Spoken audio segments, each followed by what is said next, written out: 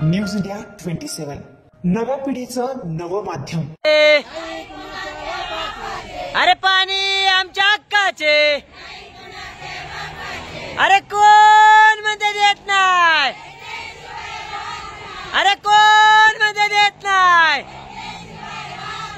भगवान भाऊ आगे बढ़ो, सुरेखा ताई आगे बढ़ो, एल्गार कष्टकरी संघटना जिंदाबाद, आदिवासी कष्टकरी ढोर नाही माणूस आहे, अरे माणूस किती भीक नको,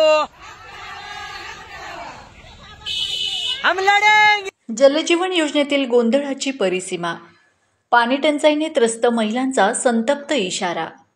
त्र्यंबक तालुक्यात जलजीवन योजनेची कामे केवळ कागदावरच। शासनाने कोट्यवधी रुपयांची तरतूद करूनही वाडीपाड्यांतील घरात आजही नळ नाही, पाणी नाही। हंडावर पाण्यासाठी महिलांची होणारी दररोजची पायपीट ही प्रशासनाच्या संवेदनशून्यतेची जिवंत साक्ष आहे। एल्गार कष्टकरी संघटनेच्या वतीने दिलेल्या निवेदनात ठणकावून सांगण्यात आले आहे की जोपर्यंत टँकर सुरू होत नाही तोपर्यंत पंचायत समिती सोडणार नाही। महिला दिनी जिल्हा परिषद नाशिकवर भव्य हंडा मोर्चा काढण्यात आला। गटविकास अधिकारी, ग्रामसेवक, ठेकेदार हे एकमेकांना पाठीशी घालून कामे अपूर्ण ठेवत आहेत। पहिल्या टप्प्यातील काम अपूर्ण असताना दुसऱ्या टप्प्याची बिले मंजूर करण्याचा प्रकार म्हणजे निधीचा सरळ अपहार। मागण्या ठाम आणि बिनतोड। जलजीवन योजनेतील अपूर्ण निकृष्ट कामांची चौकशी करून दोषींवर कठोर कारवाई करा।